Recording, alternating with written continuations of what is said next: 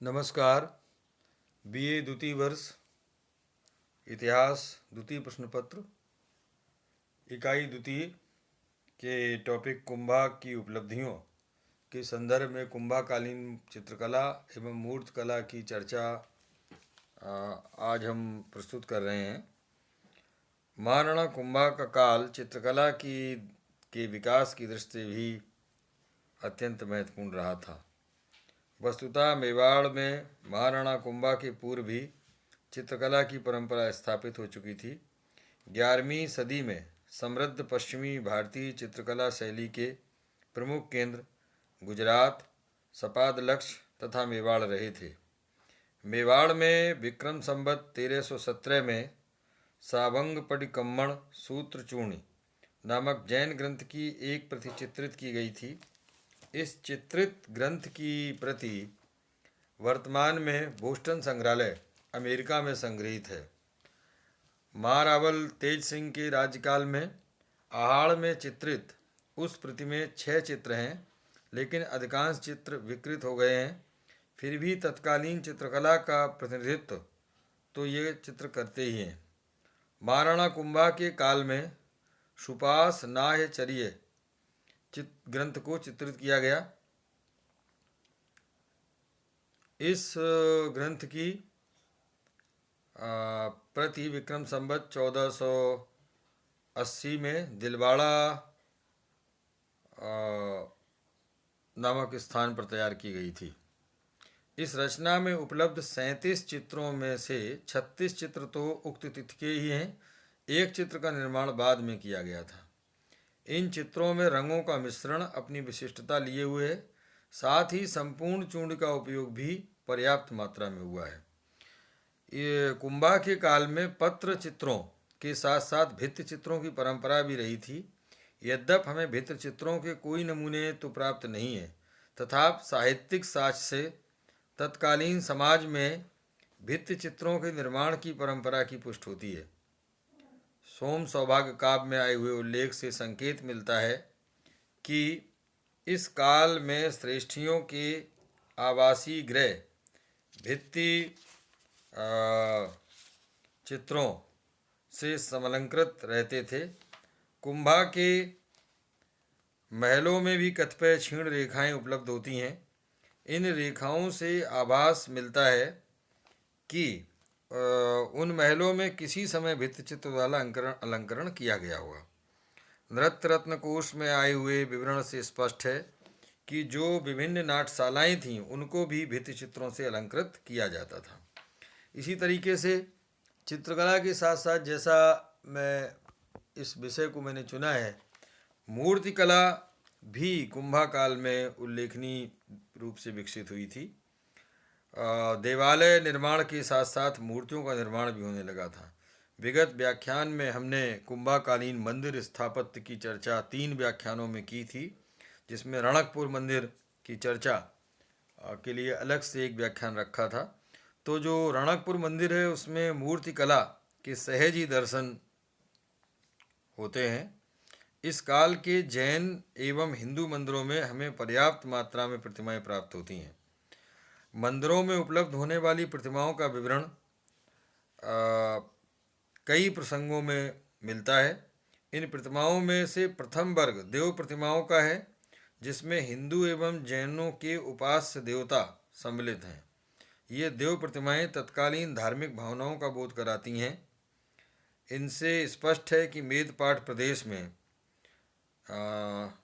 जैन धर्म के श्वेतांबर संप्रदाय का विशेष प्रभाव था तथा इनके अनुयायियों की संख्या भी पर्याप्त थी। इनके साथ साथ ये भी स्पष्ट होता है कि दिगंबर संप्रदाय का जो प्रभाव है दिन प्रतिदिन कम होता जा रहा था। इसी प्रकार हिंदू मतावलंबी प्रतिमाओं से स्पष्ट है कि इस समय शैव एवं वैष्णव दोनों शाखाओं का समान रूप से प्रचार प्रसार हो रहा था। दोनों ही देवता हिंदुओं के लिए समान रूप से उपास्य थे, लेकिन महाराणा कुंभा का झुकाव भगवान विष्णु की ओर अधिक था। संभवतः गीत गोविंद के अध्ययन से वह भगवान के विष्णु के प्रति विशेष श्रद्धा रखने लगा हो। दूसरे वर्ग में हम पौराणिक देव प्रतिमाओं को रख सकते हैं। इस वर्ग में देवी देवताओं वे देवी देवता लिए जा सकते हैं जिनकी समाज में अधिक प्रसिद्धि नहीं थी।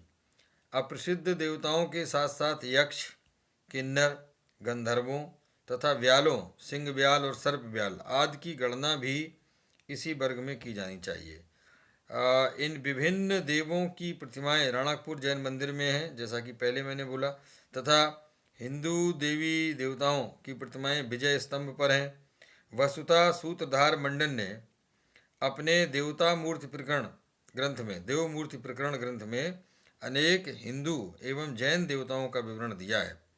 अपने उस सैद्धांतिक विवेचन का व्यवहारिक रूप देने का अवसर उसे रणकपुर देवालय में एवं विजय स्तंभ में मिला।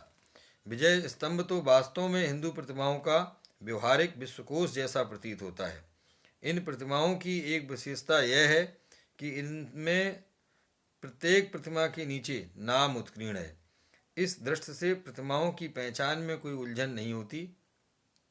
वास्तव में ऐसा प्रतीत होता है कि मानो मूर्तिविद मंडन ने अपने विद्यार्थियों को मूर्तिकला विषयक व्यवहारिक ज्ञान प्रदान करने के लिए एक भव्य संग्रहालय का निर्माण कर दिया हो।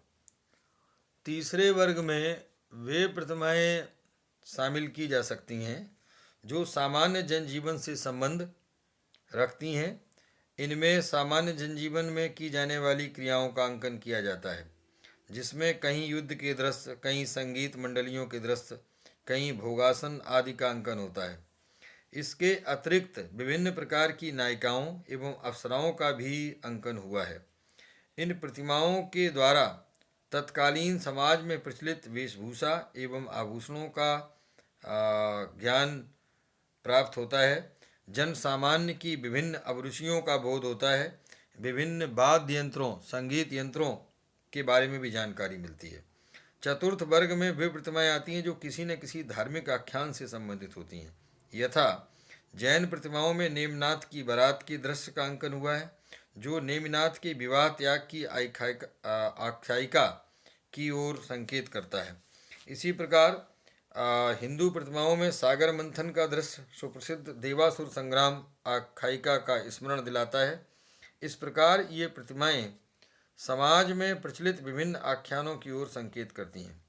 कुंभाकालीन प्रतिमाएं एक और विशेषता लिए हुए हैं। यह विशेषता हमें वैष्णव प्रतिमाओं से में प्राप्त होती है।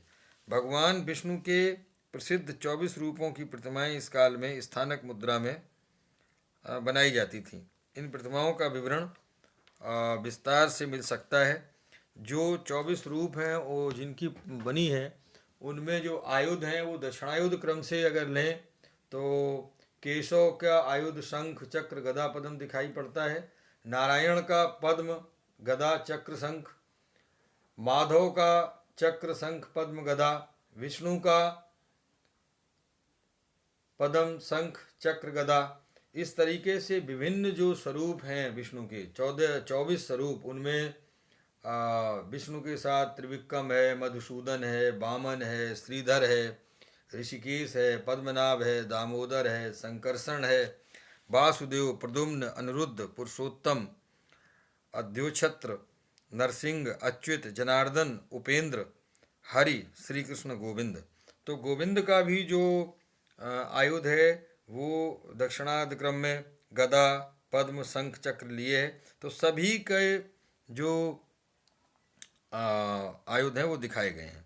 कुंभलगढ़ दुर्ग में उक्त 24 विष्णु रूपों की प्रतिमाओं का निर्माण हुआ था, जिन पर प्रतिष्ठा तिथि आश्विन शुक्ला तृतीया विक्रम संवत 1516 उत्कीर्ण है। लेकिन इन 24 रूपों में से अब कुछ ही रूप उपलब्ध हैं, और जो उपलब्ध हैं वे हैं संकर्षण, मधुसूदन, अद्योछत्र, प्रद्युम्न, केशव, पुरुषोत्तम, अनिरुद्ध, वासुदेव, दामोदर, जनार्दन तथा गोविंद। विष्णु के इन विभिन्न रूपों के अतिरिक्त विष्णु के विभिन्न अवतारों की प्रतिमाओं का निर्माण भी इस काल में हुआ। चित्तौड़ में जो कुंभा स्वामी के मंदिर में पृष्ठरथिका में वराह की प्रतिमा लगी है, इसके अतिरिक्त नरसिंह अवतार तथा त्रिविक्रम की प्रतिमाएं भी मिलती हैं, लेकिन पूरे दशा अवतार विग्रह एक साथ कहीं देखने में नहीं आए। इस समय विष्णु के विविध रूपों के साथ साथ शक्ति के विविध रूपों की प्रतिमाएं भी उपलब्ध होती हैं। सूत्रधार मंडन ने त्रयोदश गौरी व दुर्गा अष्टमातृकाओं, द्वादश सरस्वती, भद्रकाली, चंडी आदि का उल्लेख अपने ग्रंथों में किया है।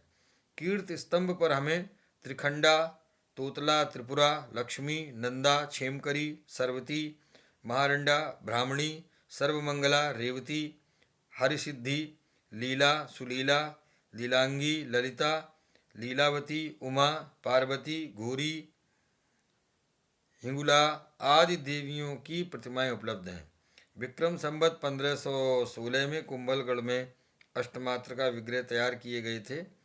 इनमें से ब्रह्माणी, माहेश्वरी, कौमारी, वैष्णवी, वाराही तथा इंद्री की प्रतिमाएं प्रताप संग्रहालय उदयपुर में संग्रहित हैं। इन प्रतिमाओं की अतिरिक्त इस समय कांस्य प्रतिमाओं का निर्माण भी किया जाता था। कांस्य प्रतिमाओं का निर्माण डूंगरपुर में होता था। विक्रम संवत 1508 में निर्मित इस प्रकार की कई कांस्य प्रतिमाएं उपलब्ध हैं। आबू के जैन मंदिरों में उपलब्ध अधिकांश कांस्य प्रतिमाओं का निर्माण डूंगरपुर में हुआ था। तो इस तरह से कुंभाकालीन चित्रकला और मूर्तिकला की जो विशिष्टता है वह अपने आप में अनुपम है। और इस व्याख्यान में जो आपको यदि किसी प्रकार की जिज्ञासा है इन मूर्तियों के बारे में तो आप कमेंट बॉक्स में अपना कमेंट लिखें।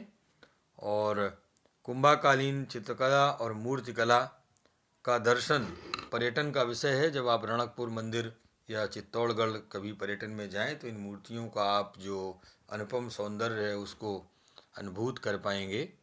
और तब तक आप इस व्याख्यान को पढ़ें और अपनी पढ़ाई को गतिशील बनाए रखें ताकि भविष्य में आपकी तैयारी अच्छी होती रहे। और अगले व्याख्यान में हम वापस कुंभाकालीन जो विद्या अनुराग है उसकी साहित्यिक प्रतिभा है उसके संदर्भ में आपसे बातचीत करेंगे। धन्यवाद।